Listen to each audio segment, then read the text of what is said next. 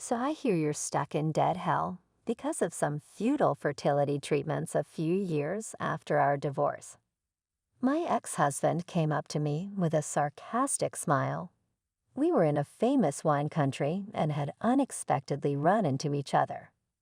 It's pathetic, really, all that effort for nothing, he scoffed, looking down on me. After our divorce, he had remarried and been blessed with children, living contentedly with his family, thinking of himself as a winner and mocking me. And whose story might that be? I replied, patting my slightly swollen belly. I wonder who really needs fertility treatments. Little did he know he was about to discover a shocking truth. No matter how much he ranted or clung to me, it was too late for regrets. The beginning of his life's downfall was unfolding. The false happiness he had from his mistaken beliefs was crumbling down with a crash. Those who do attain happiness, those who miss it. Our encounter would sharply delineate the fortunes of our respective futures. My name is Mary. I work at a travel agency counter. I propose various plans to customers who come in arranging trips that leave them satisfied. I found great fulfillment in such work. Stephen and I got married after a workplace romance. He joined my branch as the new manager, a man of very calm demeanor, always treating me with a kind smile. During the busy seasons like summer holidays, overtime increased, and we often worked late into the night together. Between tasks, we get excited about fun conversations or encourage each other through tough times, and gradually, the time we spent together increased. Eventually, we became aware of each other and started dating, which led to marriage. After marriage, I was transferred to another branch. Working at a travel agent means lots of overtime, and it's tough. You've worked hard without a complaint up till now. Once we're married, it's okay to relax a bit and be a homemaker, my husband did say, showing concern, which made me feel incredibly happy. However, I found my work rewarding and had a dream I absolutely wanted to realize. For that dream, I had lived a frugal life and saved up money, so I decided to continue working even after marriage. My husband respected my feelings, and so we both devoted ourselves to working at different branches, understanding each other's work. We returned home every evening to comfort and toast one another, enjoying such simple happiness. 2 years into our marriage, it's taking quite a while for us to have a baby, isn't it? I started to feel a bit anxious as 2 years passed without conceiving a child.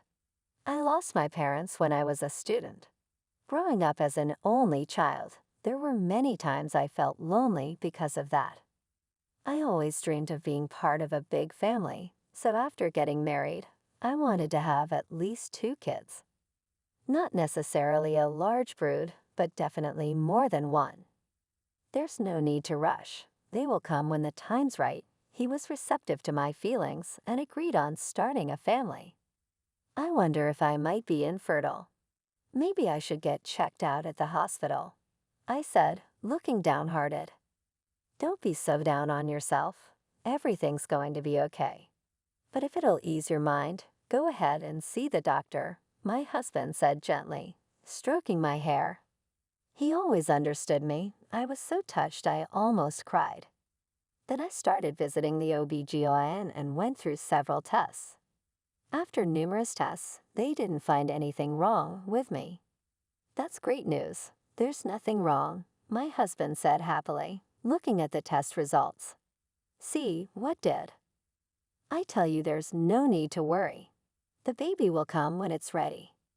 His kind smile saved me more times than I could count. I felt so much lighter. Next up is the test for you. It's a short procedure, so maybe you could squeeze it in during a work break. It's likely that my husband won't have any issues either, but just to be safe, I wanted him to get tested. Of course, I was confident that my husband would agree readily. Why should I get tested? Infertility is usually a woman's issue, and it's pointless for me to do it. My husband's response caught me off guard. It might seem pointless, but just as a precaution. Besides, if it turns out to be an issue on the man's side, there are treatments available. Won't you consider it? I could see my husband's expression cloud over. I understood his reluctance to get tested. If there was a problem found, it could be a blow to his pride as a man. It was a delicate issue, and I knew pushing him wouldn't be right.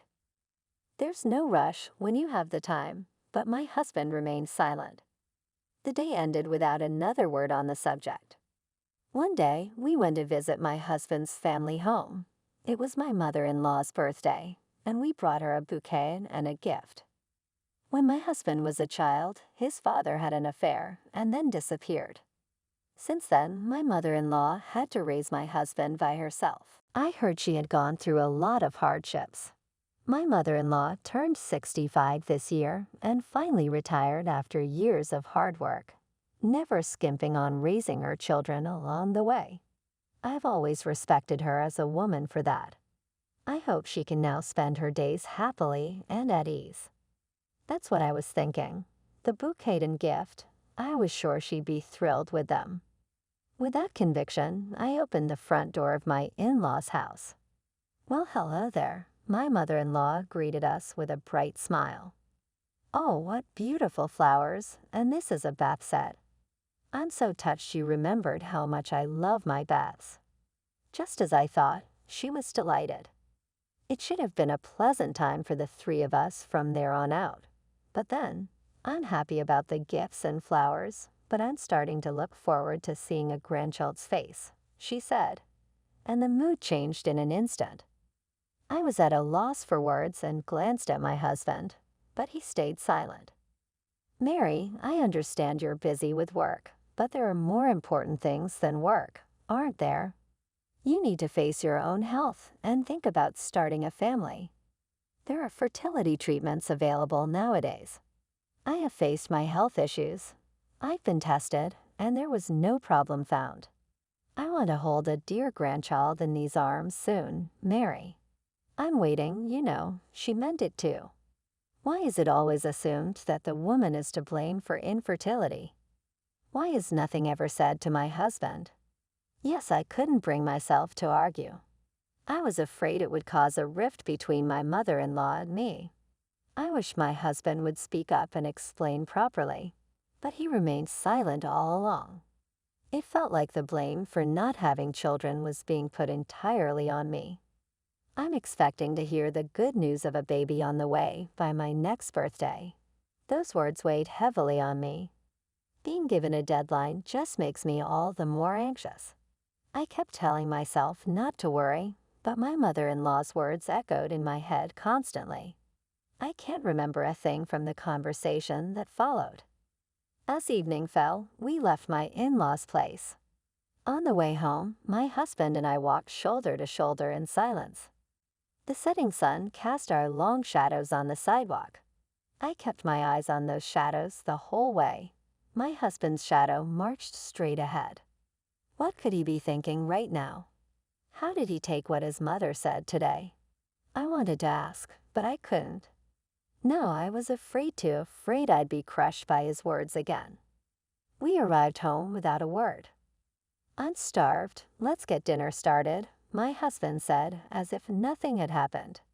He was probably planning to end the day without touching on how I felt. I gathered my courage and broke the silence. Hey, Stephen, about what your mom said today, I began. He turned to me with his usual smile. Huh? What about it? Is that smile of his fake? She said she wanted grandkids, didn't she? I looked straight at my husband. Yeah, but since we can't have them, we just got to wait, right? No, that's not what I'm trying to say.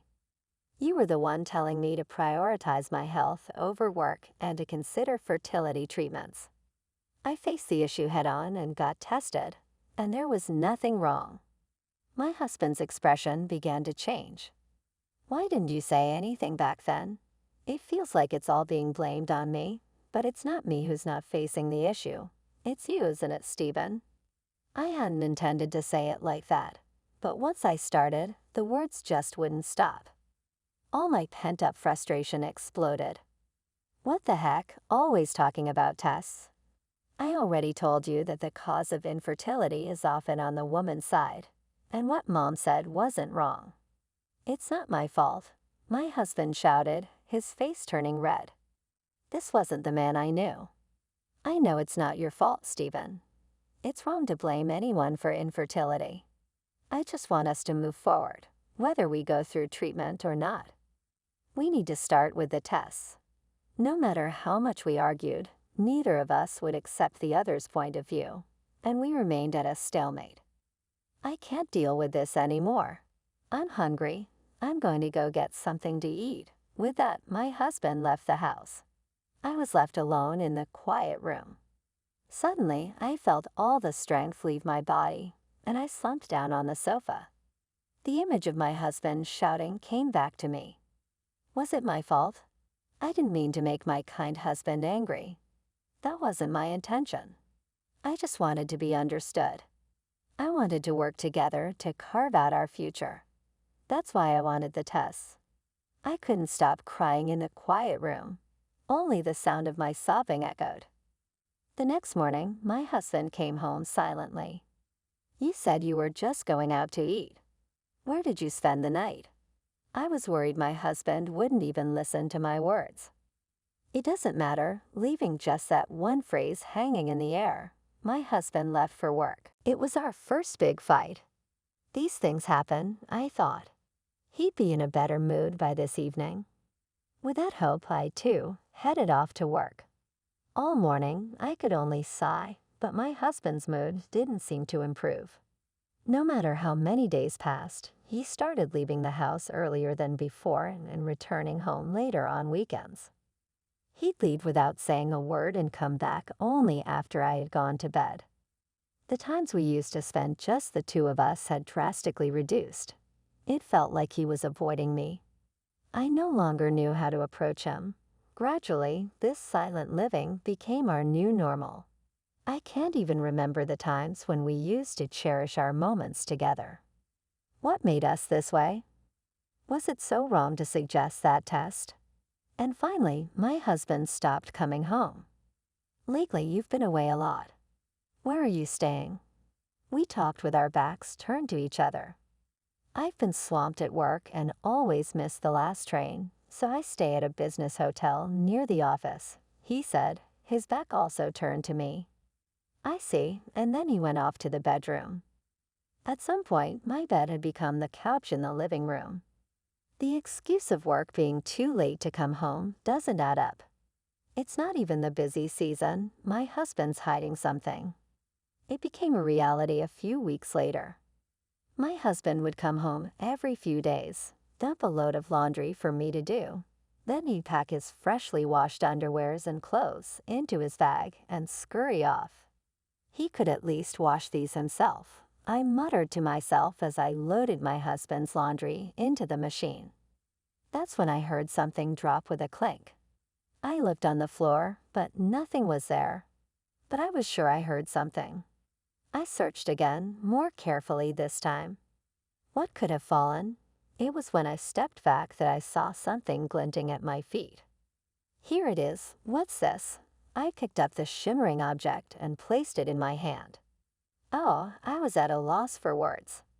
The shining object in my palm was a small earring. For a moment, my mind went blank, but I was not as shocked as I thought I'd be. It was obvious to anyone, when he stopped coming home, my husband was having an affair somewhere.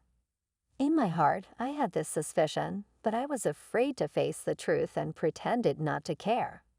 I just didn't want to hurt myself.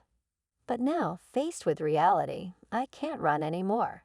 I've decided to confront my husband squarely, to grasp the proof of his affair and end our marriage. The next day, I headed to a private investigator. A few days later, my husband's affair was out in the open. The other woman was a new employee at the branch office where he worked. Around the time our marriage started to crack, this young and pretty employee joined the company. With his trademark calm demeanor and kind smile, my husband charmed this female employee. He got close to her by being her mentor at work, and it seems they became involved. It was new to me, but apparently my husband had made moves on various female employees before, using his position as a superior. He would sweet-talk women, getting close to them. That was his clever tactic. I was just one of the women who had fallen for his scheme. The reason he chose me as a marriage partner was probably because I was convenient for him. Frustration welled up inside me. I decided it's time to end this life. That night, as usual, my husband came home with a heap of laundry. You might as well have her do your laundry at her place instead of coming all the way home, I said to his back. He stopped and turned around. What are you talking about? I told you it's work. Then he looked at me with a cold stare. Is this what work is to you? What exactly are you teaching this female employee after hours? I shoved several photos in front of my husband. The photos showed the two of them leaving the workplace and entering the apartment where the female employee lived alone. What's this? My husband seemed unable to hide his surprise. Don't play dumb with me. I've dug up everything, and these earrings, weren't they the ones she was looking for? They were caught on your shirt. He froze as he looked at the earrings, resting on my palm. I never thought you were such a womanizer. Let's just end this now. You can date her openly. With that, I handed him the divorce papers. A tense silence filled the air. He stared at the divorce papers, shock written all over his face. Then suddenly, he burst into laughter. What's this? Sour grapes? Are you jealous because we can't have kids? If you've got time to take pictures like these, why not focus on getting treatment so you can get pregnant? He had the audacity to say that. Who's really full of sour grapes here? I struggled to contain my rising anger. Divorce, that suits me fine. She's pregnant. I've been wanting to cut ties with you ASAP. I'm only thinking about my new family now. To top off his affair, he got her pregnant. What a reckless man. I was at a loss for words. And so, we got divorced. It was an anticlimactic end. He took only the bare essentials and left. I also decided to move out of the rental condo we had lived in together. After finishing the lease termination, I was cleaning up the apartment. Everything my husband left behind went straight into trash bags. I didn't have a shred of nostalgia. Just then, the doorbell rang. Who could it be at a time like this? I slowly opened the front door. Outside the door, there stood a man alone. His hair was unkempt, and he wore dirty clothes. He was a man I had never seen before. He greeted me and began to speak. His words left me astonished. 3 years had passed since then. After my divorce, I continued to save diligently, and finally, I reached my savings goal. I had made my dream come true. And so I quit my job at the travel agency. One day, I was walking through a wine country. It was one of the U.S. most famous wine countries. Wine tasting at vineyards was popular, and I saw people walking around happily. Also, recently, new sweet shops and cafes had sprung up, making it popular with the younger crowd. I loved the lively atmosphere here so much that I moved nearby. While enjoying a stroll in the lovely weather, I heard a familiar voice calling my name from behind. Who could that be? I turned around, and to my surprise, I was at a loss for words at the sight that greeted me. It was my ex-husband, whom I had parted ways with 3 years ago. Well, I never expected to run into you here. Are you taking a solo trip to wine country? That's pretty sad. He was dressed in work clothes, sporting a scruffy beard and messy hair. I wondered if he had quit working at the travel agency. I never imagined we'd bump into each other like this. My pleasant walk was completely ruined. So I hear you're stuck in dead hell because of some futile fertility treatments. My ex-husband approached me with a sarcastic smile.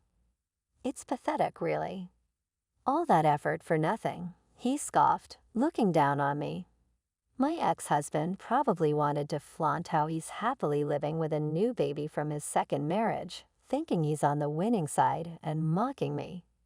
And whose story might that be? I shot him a cold glare. I got the scoop from the landlord of that rental place we used to live in. Sounds like you're in debt. After I left, some guy you borrowed money from came to collect, right? You racked up debt for expensive infertility treatments, and in the end, you got nothing but a pile of bills. The man he mentioned was someone who had come asking about money when I was cleaning out the apartment alone after my divorce. Debt, you're mistaken about something. But hey, sometimes it's better off being wrong. I confronted my ex-husband with a truth that visibly clouded his expression. It was a shocking truth for him. 3 years ago, after our divorce, I was packing up our apartment when a man came by. That man wasn't a debt collector. He was actually Stephen's father. I had been told that he had run off with another woman years ago, but there he was, looking for Stephen. It seemed he had heard from someone where Stephen's married life was taking place. But by that time, we were already divorced and had canceled the lease on the apartment. Consequently, our names had been removed from the doorplate and mailbox, so his father didn't know Stephen's apartment number and asked the landlord, who lived on the first floor. The father mentioned only Stephen's last name and said he wanted to meet Stephen because he had lent money. Frightened by the thought of a debt collector, the landlord contacted me right away. When I heard from the landlord about the visitor, I simply said, "Let him in. I'll meet with him." The landlord loves gossip, and I was afraid of rumors spreading. So the landlord, who believed the father was indeed a debt collector, probably told Stephen the story in a dramatic way. When they bumped into each other, Stephen took it seriously. The reason Stephen's father came to the apartment was to ask for money. He had been abandoned by his mistress and was in financial trouble. Desperate to find Stephen, he came to ask for money, unaware that we had divorced. He humbly asked me for help. However, it had nothing to do with me anymore. This man was not my relative or anything of the sort. I told Stephen's father to rely on his son and gave him Stephen's contact information. After that, Stephen's father left. Hearing this story, Stephen's face turned red with rage. "You gave him my contact info." Ever since then, I've been hounded by dependency inquiries. It's been a nightmare. Amidst the joyful laughter echoing through the wine country, the yelling of my ex-husband rang out. Why do I have to help that guy? He left me and Mom, didn't he? Showing up now and asking for help. That's just too much. It's no wonder my ex-husband was angry. It was completely his father's selfishness, but I had no sympathy to spare for that. And then my wife says she's sorry for having such a troublesome father and even talked about getting divorced because of it. That's quite the sorry situation. However, for the sake of our child who's on the way, I convinced her to give our marriage another shot. By agreeing to help out with her family business, we settled things amicably. I glanced at the name embroidered on the chest of his work clothes. From the company name, it seems like my ex-husband's wife's family runs a cleaning business. He gave up his position as the head of a travel agency branch and was now entering an exciting ins daily as a cleaner. And since his wife managed all the earnings from the cleaning business, my ex-husband didn't have a penny to spend freely. It seemed his wife had seen through his womanizing ways and wanted him out of the travel agency and under her parents' watchful eye. I was impressed with such a grounded young wife. She's got it together, doesn't she? But it's PR for a wife to make her husband live so restrictively. Is there another reason, I wonder? My ex-husband suddenly became quiet, and his face turned pale. What's the matter? You still hiding something from me? I wasn't hiding anything. Just one thing was on my mind. I wonder if the child that's being born to you and your wife is really yours, I replied, patting my slightly swollen belly. My ex-husband looked at my belly and froze. It was as if time had stopped just for him. In fact, I was pregnant, just like the test results showed. There's nothing wrong with my body. After the divorce, I led a life far beyond my ex-husband's imagination. That life was bliss itself. Saying that, I tried to enter the upscale hotel in front of me. Then he said, "Wait, hear me out," trying to hold me back. But I had no obligation to listen to my ex-husband anymore. "We didn't ask for your cleaning services, so please don't come in." My ex-husband looked at me puzzled. "What do you mean, we? Who are you to this place?" There's no more to discuss, but I'll leave him with one last thing. I'm the owner of this place. My ex-husband's face turned pale again. My parents loved this wine country when I was young. Our family often spent time in a small hotel here in this city. That hotel, filled with our memories, had become old and run down, overshadowed by the new, larger hotel that had sprung up around it. Eventually, it faced financial difficulties and nearly had to shut down. It was my dream to buy that hotel. I saved most of my income from the travel agency, and thanks to living frugally, I finally reached my savings goal. I bought it with the inheritance from my parents and my savings, renovated it, and successfully reopened it. From my experience in the travel agency, I created an inn that feels cozy for everyone, young and old, men and women alike. The reputation of the inn spread rapidly. Now it has joined the ranks of luxury hotels, and my net worth has reached $260 million. Especially popular at the hotel are the food menus tailored for each guest, served with a personal touch. Many guests come back specifically for the meals, reflecting the dedication of the chef, who spares no effort for the sake of others. I empathized with the chef's caring heart, and we were drawn to each other. After the remarriage, I got pregnant right away. I have no more conversations with my ex-husband. I turned my back on him. "Please wait," he said. "It must be about money as usual." While he's trying to stop me, to me, he's a stranger now. I owe him nothing. I have nothing more to discuss with you. Don't ever show up in front of me again. With that, I walked into the hotel. Even so, when my ex-husband tried to follow me in, he was stopped by the staff and sent outside. The sound of my ex-husband calling my name faded away and eventually disappeared. Our unexpected reunion turned out to be a crossroads for each of our futures. A few weeks later, I received a letter addressed to me. I was shocked to see the sender. It was from my ex-husband. Everything with my ex-husband was supposed to be over. Wondering what he could possibly want now, I opened the envelope with a bit of nervousness. The handwriting, packed tightly on a single sheet of paper, had distinctive quirks. It was unmistakably written by my ex-husband. The letter contained astonishing news. Here's what it said.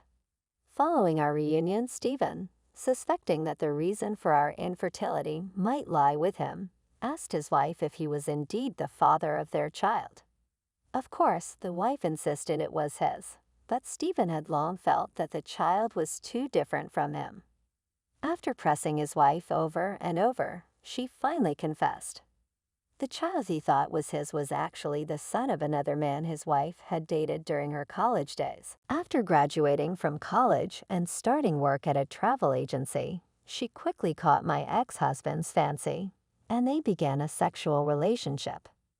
However, it was just a fling for her. Her real love was a boyfriend she had met during her student days. She became pregnant with her boyfriend's child and considered marriage, but once he learned of her pregnancy, he disappeared. He must have been feeling overwhelmed with insecurity about having a child so young, fresh out of college, unable to shoulder the responsibility, terrified at the prospect of becoming an unmarried mother. The wife lied that the child was from her casual fling, who was my ex-husband, and married him to secure a financially stable life. However, after the marriage, when she found out that my ex-husband's father had run off with his mistress, abandoning his family, it echoed her own past of being abandoned by a boyfriend. So, to keep my philandering ex-husband on a tight leash, she threatened him with divorce. To keep his attention on her, she had him work under her parents' supervision, managed his paycheck herself, and never let him have any disposable income. Fed up with the constricting life, my ex-husband went berserk upon learning the truth. The daily arguments with his wife became incessant, and he chose the path of divorce. However, his parents-in-law, who were on his wife's side, wouldn't agree to the divorce. Still determined to divorce, my ex-husband fled from his wife's presence with very little money to his name. Now it seems he's been drifting from motel to motel with nowhere to live. Even when he tries to find a job, without a suit and with his unkempt appearance, he's not having much luck. It sounds like he's just getting bonded labor to afford his daily meals. He wrote that he wishes he could go back to those days. Don't make a fool of me, wanting to get back together. I thought I do pity my ex-husband's plight, but it's the path he chose. The fertility tests, the affair, and the way he scoffed at me when we reunited. He was always selfish, never considering my feelings. I'm not who I was back then. I have a bright future ahead, creating a family with my new husband and our baby on the way. I told him through a lawyer that if he ever shows up or tries to contact me, I will file for a restraining order. Then I tore up his letter. I'm due to give birth next month. The joy of meeting my baby is there, but I can't hide my anxiety about giving birth for the first time. However, my kind husband encourages me every day, always caring for my well-being. And on his days off, he helps with the housework. Because he's by my side, I know everything will be okay. Today's his day off. We'll walk through wine country, soaking in the changing seasons, and then we'll take a long, deep breath in the park. It's our favorite walking route. Oh, the baby just kicked, I exclaimed. My husband quickly placed his hand on my belly and began to softly speak to our baby. This happiness isn't guaranteed. That's why it's so precious. With that thought, I took another deep breath of the fresh air in our charming town.